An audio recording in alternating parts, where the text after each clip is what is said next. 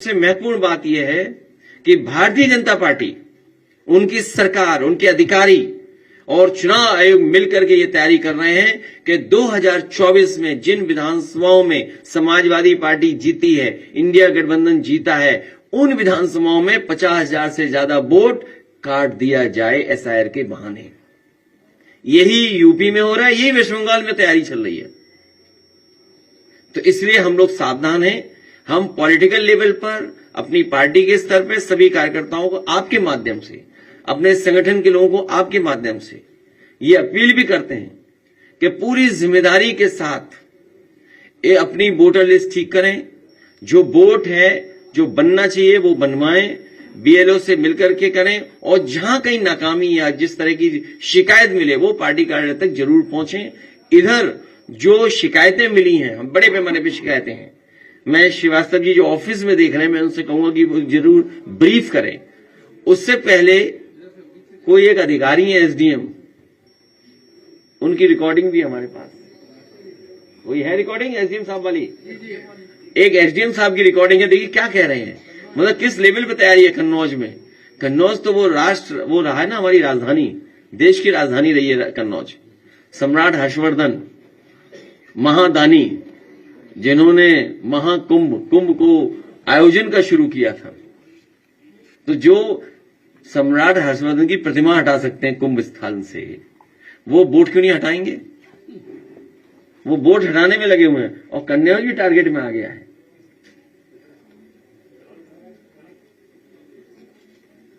और मैं पहले भी बता चुका हूं कि पोस्टिंग ट्रांसफर समाजवादी पार्टी। हाँ चलाइए।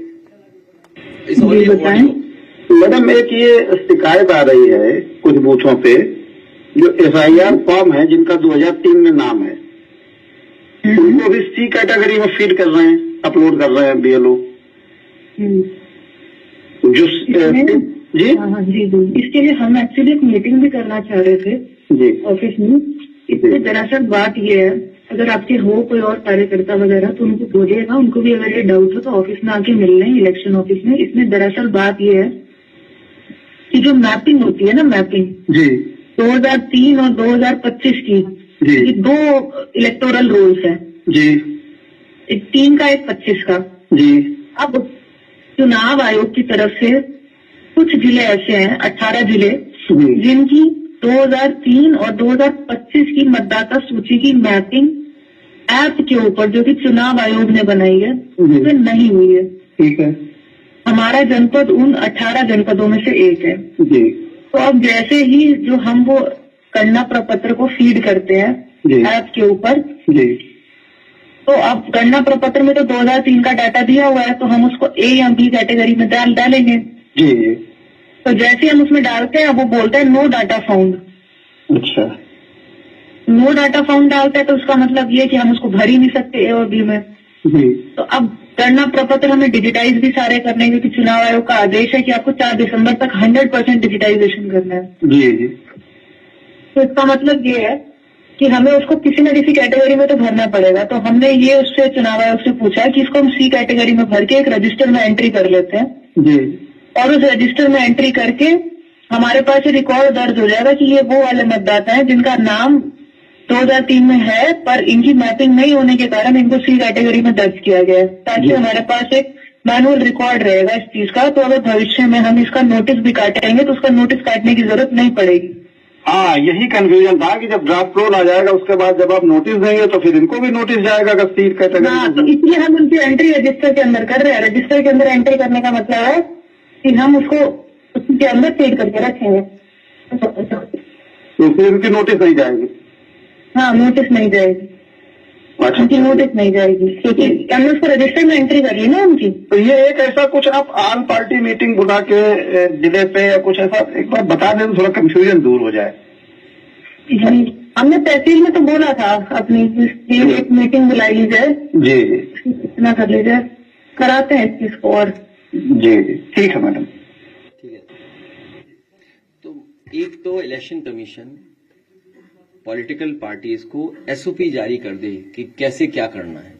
हालांकि नियम बनाए हैं, फॉर्म है, लेकिन फिर भी एक एसओपी जारी करें। और दूसरा, बीजेपी को पता है कि कब शादियां ज्यादा होती हैं, उसी समय ऐसा करा रहे हैं। इस समय वो हैं, सब बारातें शादियों में हैं। बताइए कितनी बारातें शादियां हैं, कार्ड हम देखें इतने कार्ड आते हैं हमें। और इसी समय जानबूझ के किया जिससे कि यूपी में वोट कट जाए। तो हमारी मांग यह है कि एसओपी के साथ साथ एसआईआर के लिए समय बढ़ाया जाए कि यूपी सबसे बड़ी स्टेट है, सबसे इंपॉर्टेंट स्टेट है, पॉलिटिकल इंपॉर्टेंट स्टेट है, और यही स्टेट है जो प्रधानमंत्री बनाता है, यही स्टेट है जहां प्रधानमंत्री जी हैं और अधिकारी किसी और के कंट्रोल में हैं। तो समझ लीजिए अधिकारी क्या करेंगे हमें। इसलिए हमारी मांग है कि एसआईआर का समय उत्तर प्रदेश में और बढ़ाया जाए।